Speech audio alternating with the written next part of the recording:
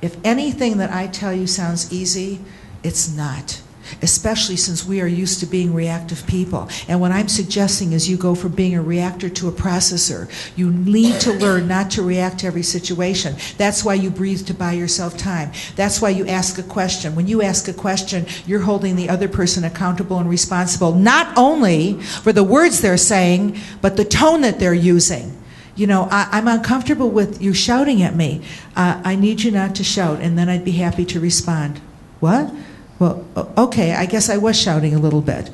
It isn't always that easy, but let's go back to what I did in my own mind. It took me about 2 to 3 to 4 years to really perfect it, but I will tell you, it works.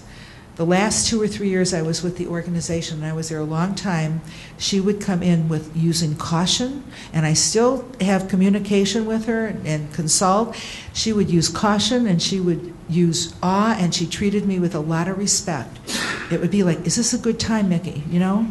Now, she has been known to tell people that she thinks that Micki is on a great deal of Prozac, but it doesn't matter. I know she didn't change. I know that because I hear that from people in the company, that she's worse of a nightmare. These people don't change. Would you like them to change? Would you like them to be, wouldn't life be easier if these people that you had these interactions with, if they changed, they weren't so intimidating, right? Mm-hmm. How many psychiatrists does it take to change a light bulb? No? Only one. But the light bulb has got to want to change. They're not going to change. They don't want to. You know why they don't want to? They don't want to because what they do, the behaviors work for them. They get them the results they want. They're not going to change. So here comes the nightmare boss. Now she comes in, and she is a really well-dressed lady, right? People told me about her clothes. This is before I knew about clothes.